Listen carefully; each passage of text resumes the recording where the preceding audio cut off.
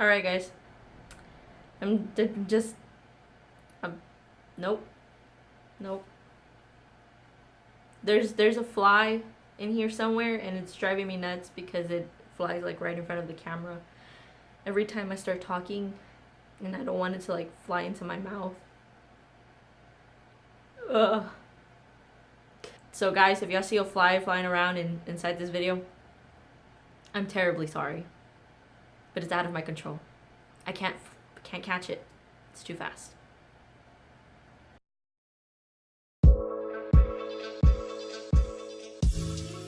Alright guys, what's up? So thank you so much for being back. And I have been having a fly fiasco right now. I'm going crazy with this fly.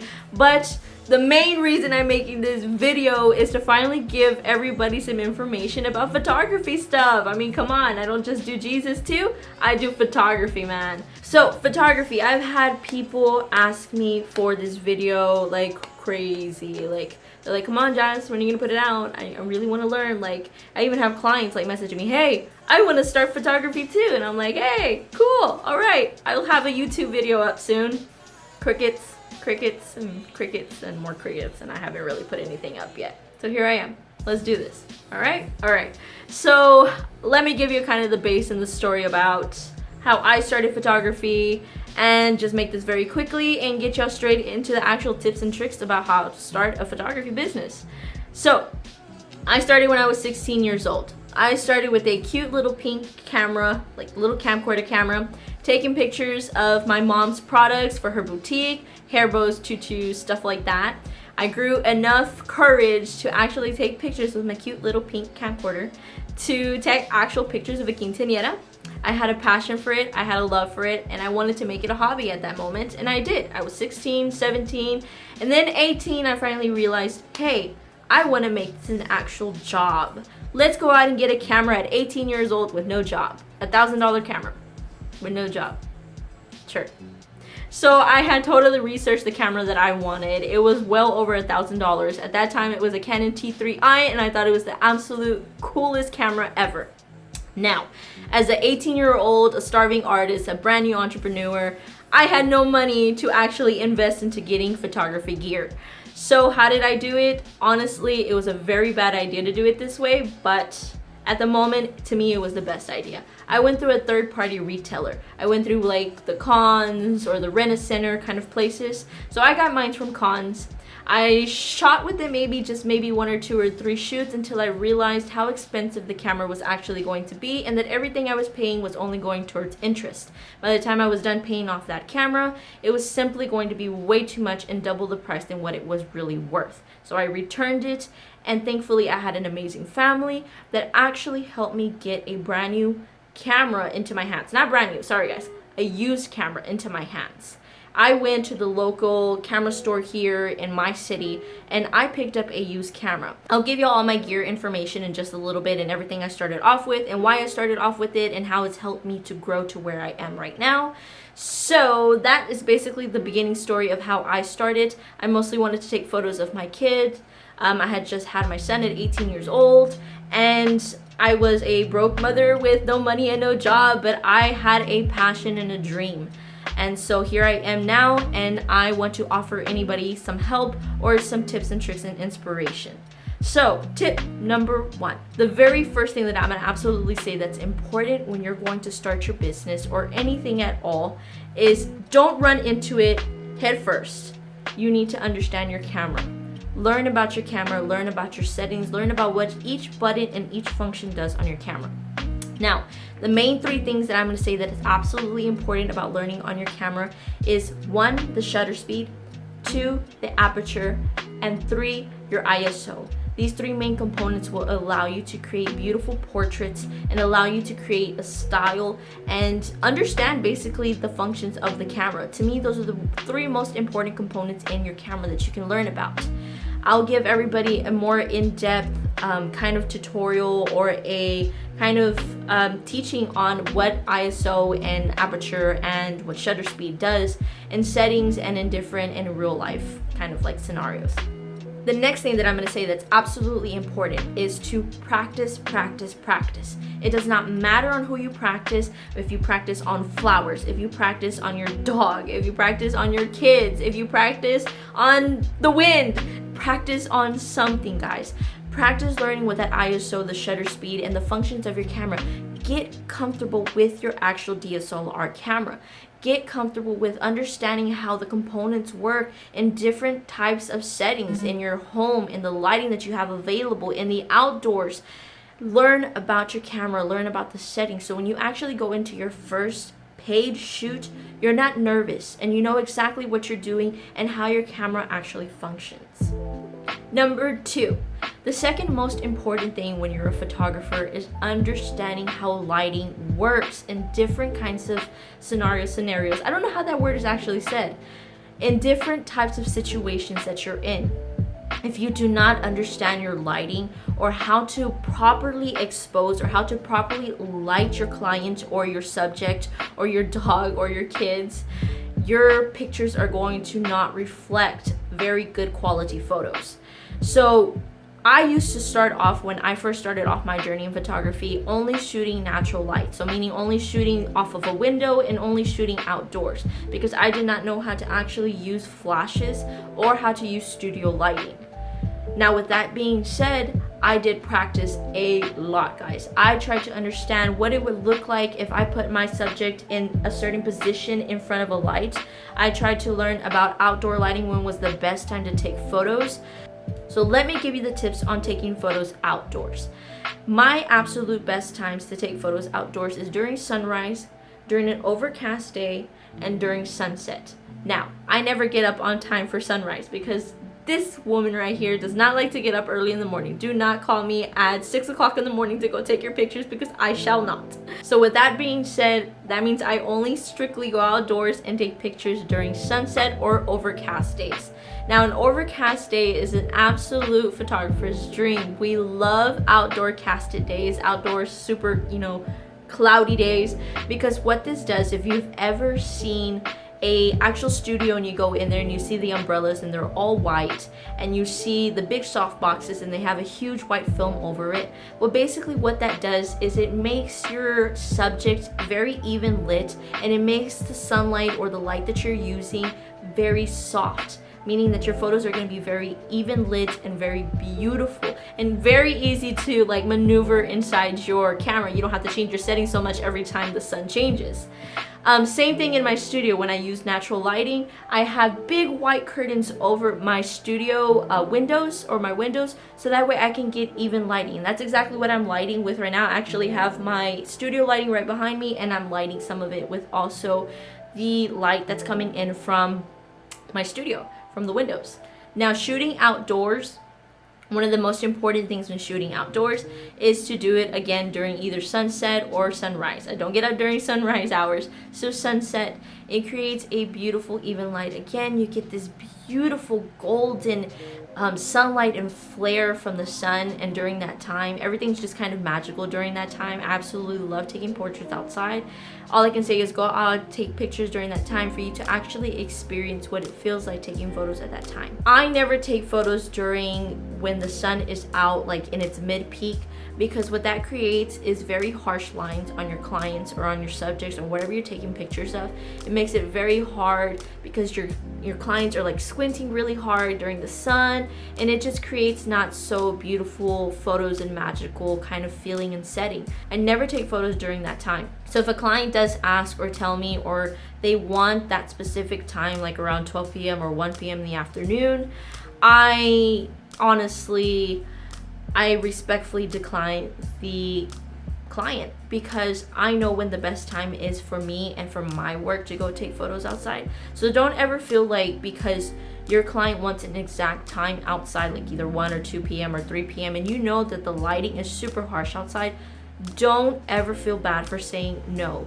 I've learned along the way to say no, because I want to ensure that I'm giving my clients the absolute best quality in work and consistent work with what they've seen on my website or on my social media.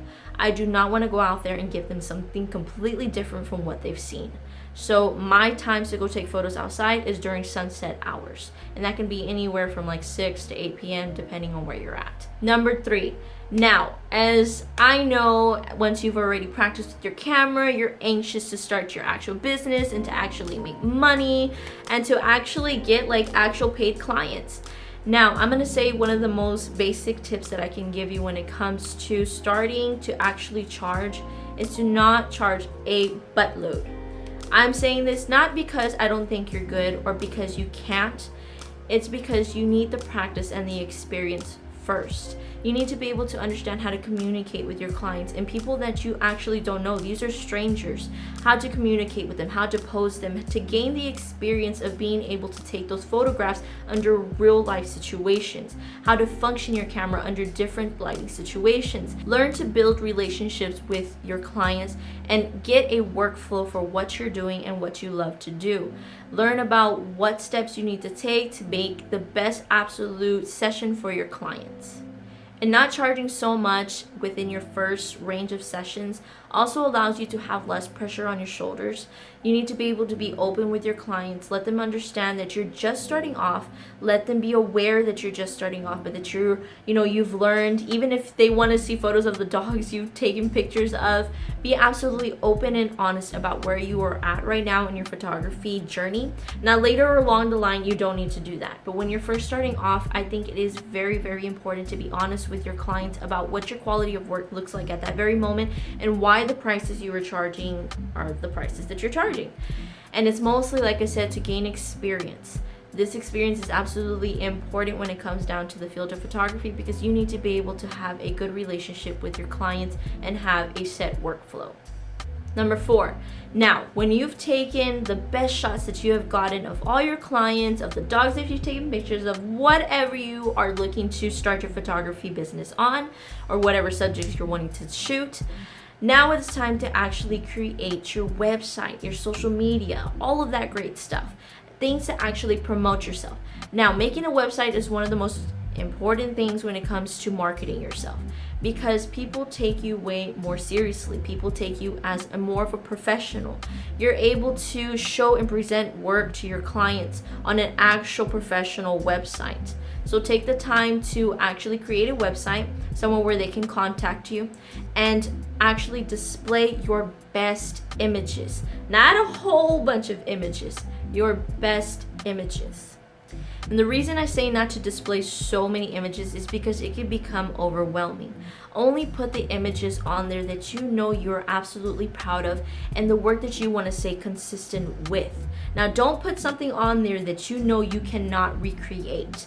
Put things on there that you know that you can continue to be consistent with and recreate.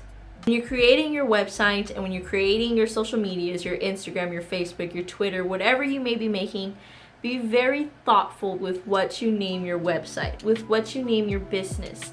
Don't name it something that you know 10 years from now you're going to want to change. Now, let me go ahead and give you a new story. So I named my photography business Amor de Nata Photography. This is back when I was 18 years old.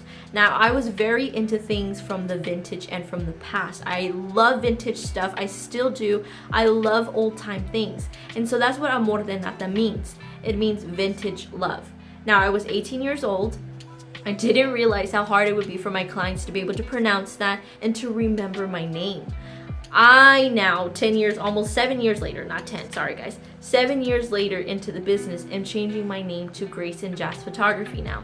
It's so much easier for people to be able to understand, to pronounce. Now, I totally get it. If y'all want a unique name, go for it. Do whatever you want. It's your business. But these are just my tips and tricks to kind of help you along the way about how it's been kind of difficult for my clients to remember my name. The only way they remember me is by the first name was Amor. That's the only way they could ever remember me. They could never pronounce the last name of it. So put some thought into what you're going to actually call your business. Don't just call it whatever, like Tutti Frutti or like flowers in a field, or I don't know. Don't call it your dog's name. Actually put some thought into it. Grace and Jazz, for me, what it represents is me loving to serve Christ and my name, Grace and Jazz. Super easy. My clients remember and they know what I am for and what I stand for in my photography. Now, once you've named your business, you created your social media, you created your Twitter, your Instagram, now it's time to actually post pictures up there and advertise yourself. When you're posting pictures up there, be consistent, meaning try to post pictures at least once or twice a week or more, once at least daily. I am absolutely terrible at this. I will not lie to you, and this is why I'm giving you this tip. Because I've noticed when I actually do post pictures on there daily, on my social media, on my Instagram, on my Facebook, you get more people interested. Because without posting or advertising yourself, how is anybody going to know that you exist? How is anybody know that you're continuing to shoot? How is anybody going to know that you are even there or what your work actually looks like at that moment? So be consistent with what you do. Be consistent with how you post things, with how you interact with your clients, and how you answer emails too. Honestly, guys, I'm absolutely terrible about emails, but I'll give y'all why I'm so terrible about emails in just a little bit. So once you make your social media, your website, you're golden, people are ready to book you. It'll be an easier process for them to find you and understand what you're about. Now, number 5. When I first started my business, I wanted to shoot everything under the sun. I wanted to shoot children. I wanted to shoot seniors, weddings, quinceañeras, dogs, softball, flowers, landscape. I wanted to shoot everything. I didn't actually take the time to see what it was that I actually had a passion for and what I really wanted to shoot. Now, this is super important. Because if you shoot so many different subjects, you're going to become overwhelmed with yourself and with your business. You're not going to be able to be consistent with every single kind of photography genre. Yes, there are photography genres. There are children, there are seniors, there is maternity, there is wedding, there is quinceañera. There's so many things that you can shoot. So doing so many different types of photography can really overwhelm you, drain out your passion and your love for it. And I'm talking through this completely through experience. At the very beginning, I tried to shoot everything under the sun, but I soon realized that I didn't have a passion for everything. I had a main passion for children, for maternity, and for little kiddos. I absolutely love my job, and that's because I stuck to one genre of type of photography. So I'm going to make an example here for you guys. McDonald's versus Chick-fil-A. McDonald's, you know, their quality of food it's all right. It's okay. It's passable. Chick-fil-A food, most people absolutely adore Chick-fil-A's food. It's good. It's fast. It's hearty. It's healthy. It's good. No, it's not healthy, but it's good. It's good, guys. And the main reason for this is because Chick-fil-A has decided to specialize in one area, which is chicken. They have a lot of chicken. They have, mostly their menu is chicken. And they've decided to specialize in this one area. Instead of deciding to do fish, burgers, fries, they've decided to do everything under the sun. So their quality is better. Now, McDonald's has decided to do a whole bunch of different stuff. They've done smoothies, shake. I mean, so does Chick-fil-A. But for the most part, they have so much on their menu that they can't sit down and actually focus on that one good product that they're trying to make awesome. They have so much product that they're trying to make awesome that honestly comes out kind of like wonky. And I prefer Chick-fil-A over McDonald's. Hopefully that was a good example. So what I'm trying to get out of this is get great in the one area of photography that you would really like to shoot. This will allow clients to see how consistent you are, number one. And number two, they're going to find you for that reason. Now, I used to think that if I didn't shoot everything under the sun, that I wasn't going to be versatile enough and I wasn't going to get enough clients. Not true at all. I basically only shoot babies, which is like newborn, first-year-olds, maternity. I hardly shoot family, honestly, guys. And I'm not really known for that. I'm mostly known for babies because I have become experienced in this one area. And so clients seek me out for this expertise or for this knowledge or for me being able to be potentially really good in this area.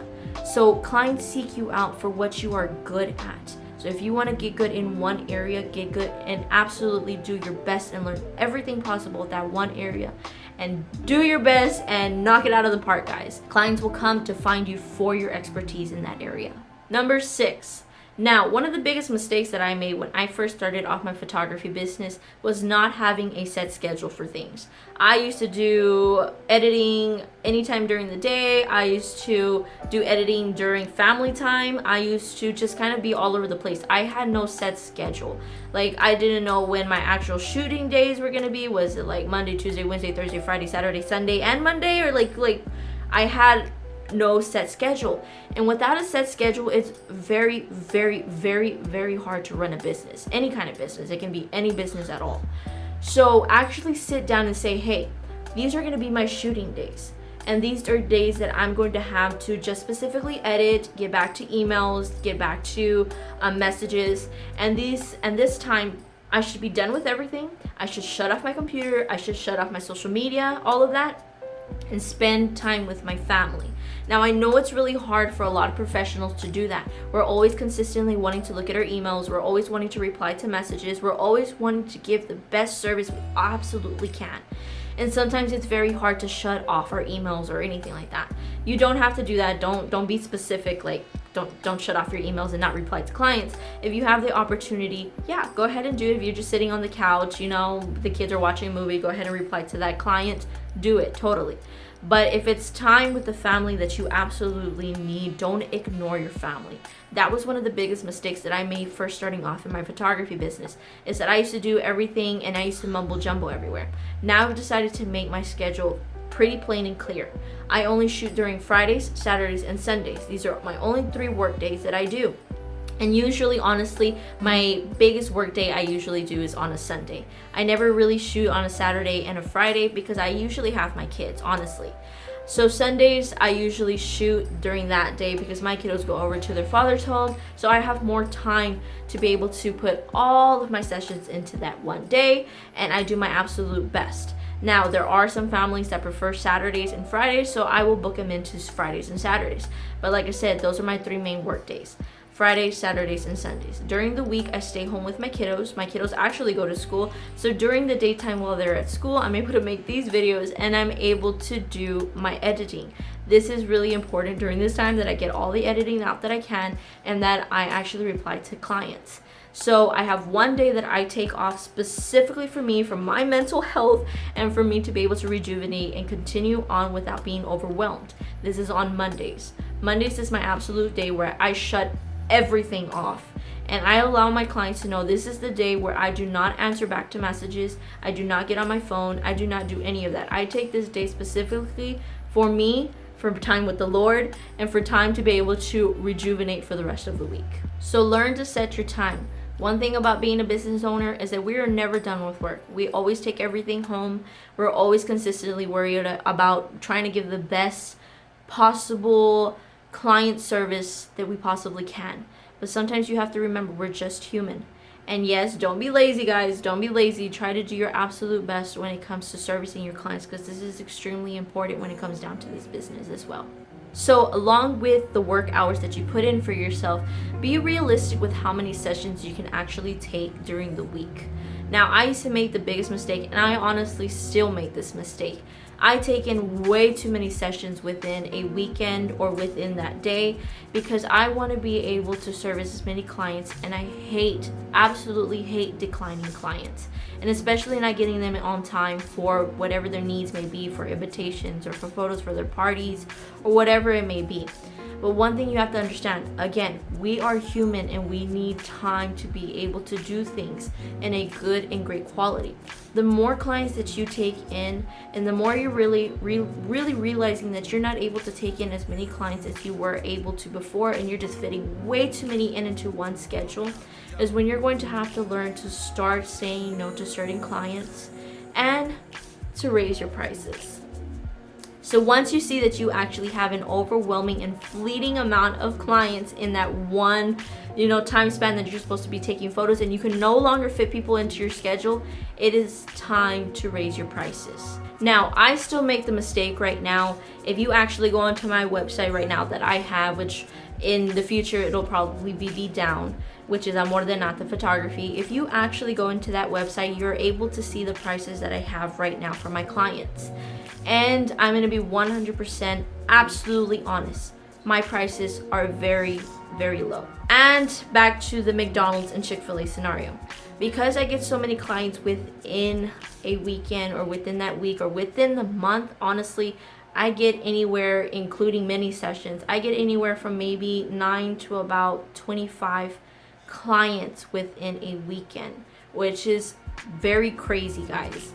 And we should not be doing that as a photographer. And other photographers on here are probably going to cringe at this, but I am doing a whole flow change to my entire business. I'm doing a branding change and everything because I know what my worth is as far as a photographer.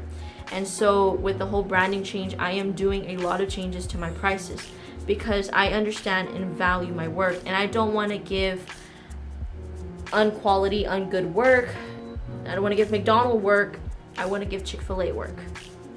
And because I need to raise my prices and I want to give good quality work, I means I also have to take in less clients within a weekend because I want to be able to focus absolutely as best as I can and serve my clients as best as I can.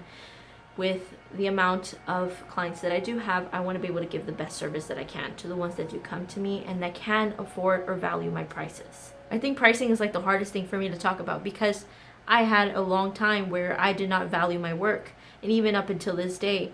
And when you don't value your work, and other clients do value your work, and some clients have even told me, hey, your prices are very low, like seriously crazy low. Like I've gone to this photographer and they're charging like 4 times what you're charging, 3 times what you're charging. Your quality is awesome. And sometimes I'm just like, oh, thank you so much, you're so kind. And then sometimes I'm like, oh, that's kind of a bad thing. That's not a good thing. So prices have always been really hard for me to do because I want to be able to service everyone. But you have to realize at a certain point in your game, and once you get here and once you get to your business, that you need to be able to value yourself, your time, and your work. So prices are always been really hard for me to talk about. Alright guys, so this is the fun part, what everybody wants to really know about equipment and everything that I started with. So I'm going to put this up to my face because I honestly can't remember what gear I started off with unless I like wrote it down. It's not a lot of gear, guys, honestly, but it's enough for me not to remember.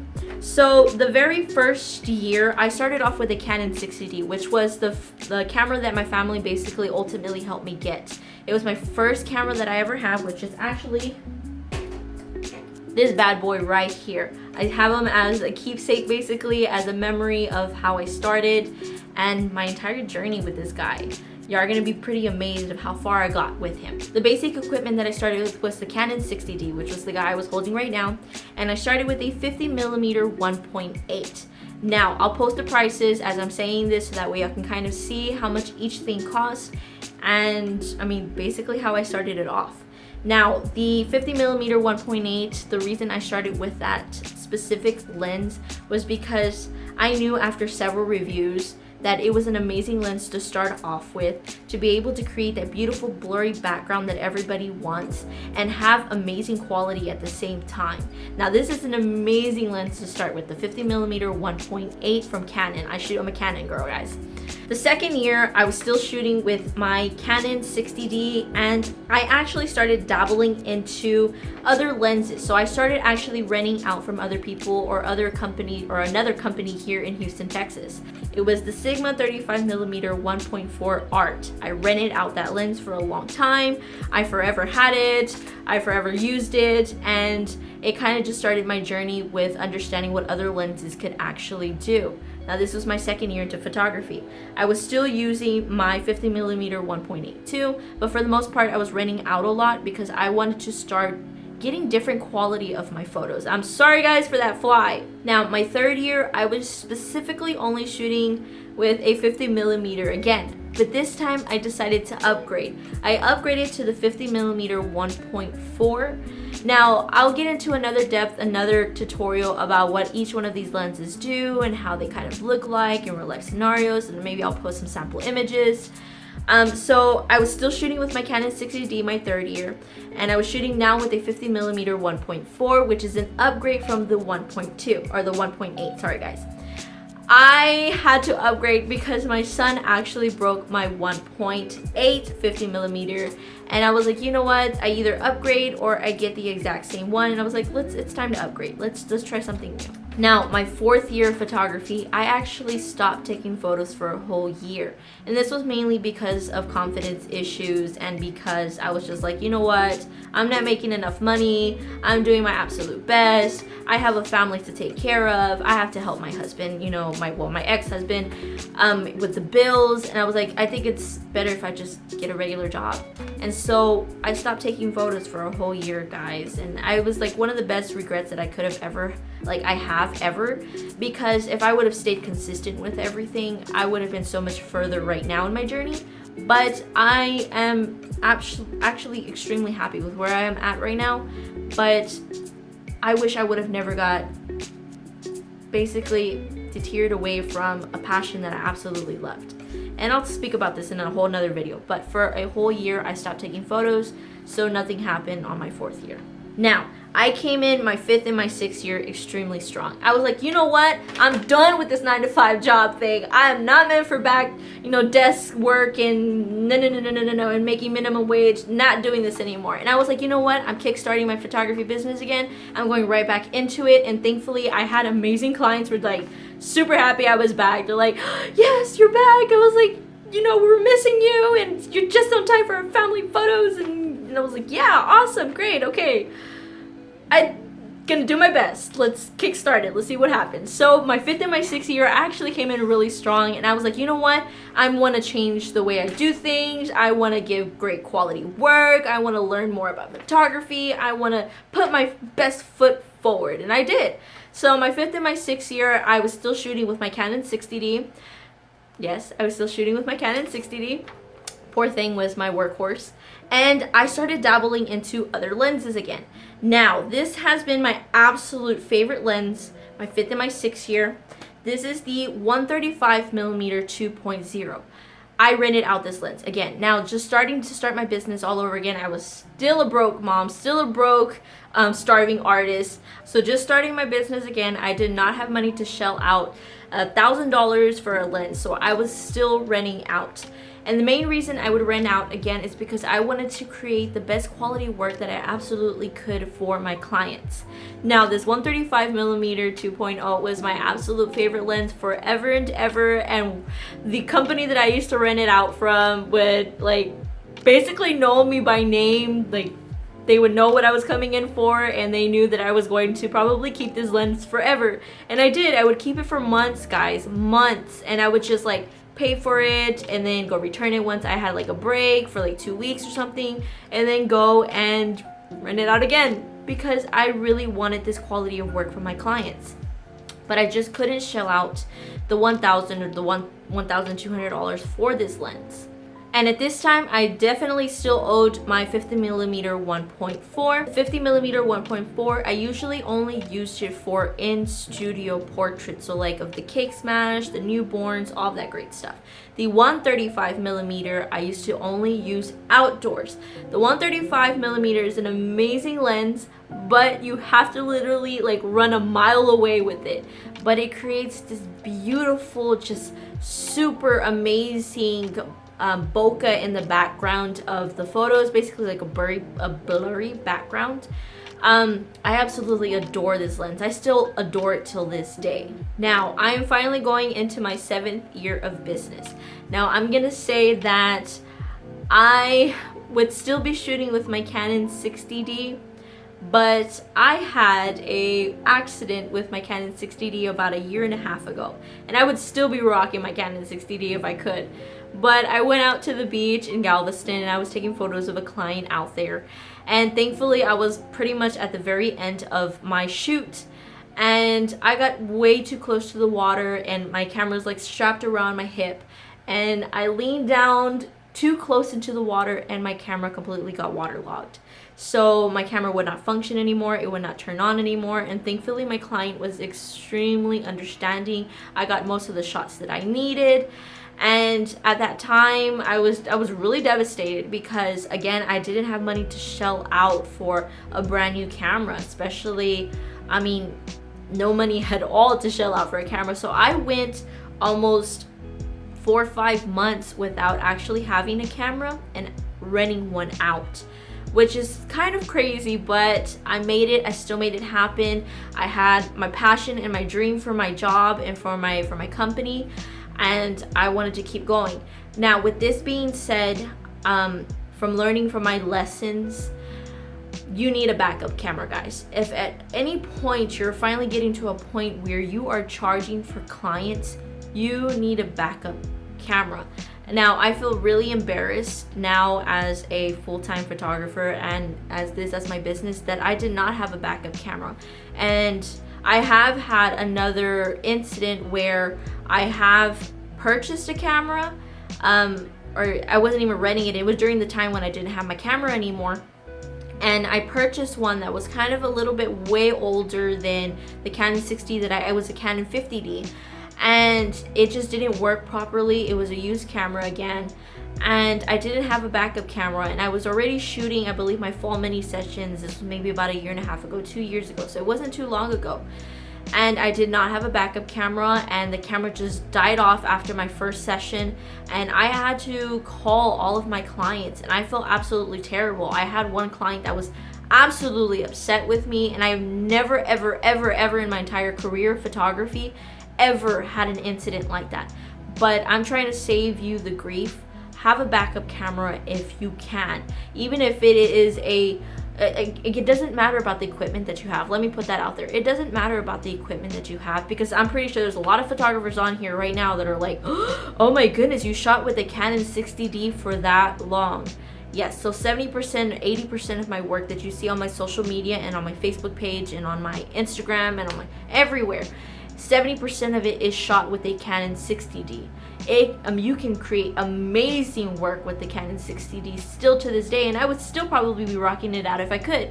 But now as a photographer, I've learned that you need to have a backup camera in case of incidents like this. It's extremely important. It's extremely important to your business, and it's extremely important that you don't, stress out your clients, guys. Don't stress out your clients. You need to have insurance on your stuff. Now, I'm going to be 100% honest. I'm barely going into this, and I'm learning from my mistakes. I still don't have a backup camera. So guys, y'all can beat me up for making this video and trying to give you this tip, but I'm giving it to you because I know this is a mistake that I've made and that I don't want anybody else to make. I'm getting a backup camera soon. I'm going to get, if I totally could, I would get another Canon 60D because I was so used to it, but I'm going to upgrade to a Canon 80D at least as a backup camera, so if anything ever happens to my camera again, or it dies out on me, or I get it waterlogged again, because guys, I am super clumsy, but I will have a backup camera just in case, so I don't stress out my clients ever again. So what I am shooting with right now in this day and age, and at this very moment, the equipment that I'm using, you're going to still be surprised. I am still shooting with my 50mm 1.4, and I use that again only for cake smashes, for in-studio stuff, for Christmas minis, those kind of things, anything that I do in studio. I am still rocking out my 50mm 1.4. Now I'm looking to upgrade. I am probably going to upgrade soon to a 1.2, if not maybe another 1.4, honestly, because it serves exactly what I need for as far as my work and my quality and what I want to give. Alright guys, so right now, this day and age, what I am using now is my Canon 5D Mark III. This guy is amazing. Again, I got it used. I'm being 100% honest with you guys. I don't have money to shell out like crazy on equipment, but I will use what I can and what I have, and I will create the best work I possibly can. Now, a 5D Mark III is amazing. This is a dream for me. I know for a lot of photographers out there, this is old school, but it does the work that I need, and I am able to get amazing quality, amazing work from my clients. Now, with that being said, my 5D Mark III is amazing. I absolutely love it. I adore it. I have the 50mm 1.4 on it. This poor thing has been in use for so long, and it is amazing, and I absolutely love this lens. This is my lens that I usually have on my camera because I usually shoot a lot of studio work, a lot of newborns, a lot of cake smashes. Now, for my lens, I absolutely adore my lens. It is a 85mm 1.2. Look at this bad boy. It's amazing. It is heavy, but it is amazing. I absolutely adore this lens. Now, I'm gonna absolutely be honest. I still love the 135mm 2.0 I think a little bit more than the 85 millimeter, which is kind of weird. But I don't know, this is a dream for me to have, and I had the opportunity to get it, so I got it. Now, with this year coming up, I have so much more opportunity to get more equipment. I have been slowly saving for my equipment, and I have slowly been putting in my money for equipment. I'm going to say, when you are trying to get equipment, do your best to get things that are already owned. Don't go out there trying to go through a third-party retailer like a Rent-A-Center or a rent-to-own, because in the end, it's just a really hard, heavy hit on your business to be paying for your equipment and basically whatever you're making money off of. Especially if you're just starting off, you're going to be, everything that you're getting paid, you're going to be paying for your equipment. So if you absolutely can, save for your equipment first and buy it cash if you can. Buy it so it's yours, used, and you make the profit off of everything that you absolutely can. Now, this is coming from a starving artist now to this day. I know a lot of people see me as extremely successful, but I'm not going to lie to you. I had a long journey to get where I am at right now. It had to do with a lot of consistency and a lot of persistence. I absolutely adore where I am at right now in my business, but I am also ready for new and bigger things. So within this next couple of weeks, I have my business. I'm completely rebranding my business, completely changing the prices, completely changing everything about my business. Not everything, the same old Jasmine's still here, but a lot of great things, because now I know to value my work. And I hope as y'all grow into your businesses, that you learn to value your work and that you find other photographers that inspire you. Don't copy off the photographers, that's one thing I gotta say, but be inspired by them. So I want to thank you so much for looking. Hopefully this got y'all some information into your noggins, and that maybe it'll help you along your journey. So if you have any questions, feel free to comment in the comments below, like and subscribe. I hope to see you in the next vid, and I'll hopefully have some more content that's informational for y'all. Bye guys. Forgot to add one more thing. So the most important thing about this entire process of your journey is to love what you do. Be passionate about it. And while you're passionate about it, you have no choice but to be passionate towards your clients and to serve them with your full heart. Serving your clients in this industry is the absolute, out of everything besides knowing your camera stuff, is being able to serve your clients, love what you do, show and express it in your work. And you'll always love what you do. To me, serving your clients is one of the most important things in this entire business. And I'm gonna be absolutely honest. I suck at emailing. I suck at, when it comes to just so much stuff, so much of the other stuff when it comes to like the business aspect of it. I'm really bad at emailing, guys, till this day. And it's mostly because I'm overwhelmed with a lot of clients. But like I said, I'm going to do a lot of changes this year because I want to serve my clients as best as I can.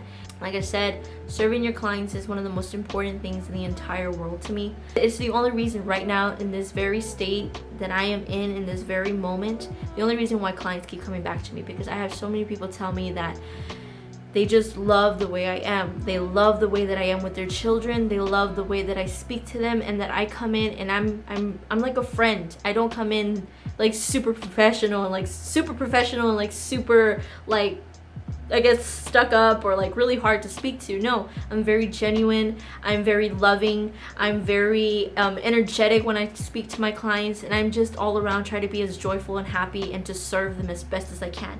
Now I still suck at emailing. I totally do, but it still compensates. Hopefully it compensates just a little bit that when they're actually here, I give them my absolute undivided attention, and I want to know exactly who they are and what they expect out of me. So serving your clients, guys, that's one of the most important things you can do in this industry. It's almost 100% of what we do. All right, guys, so see y'all later.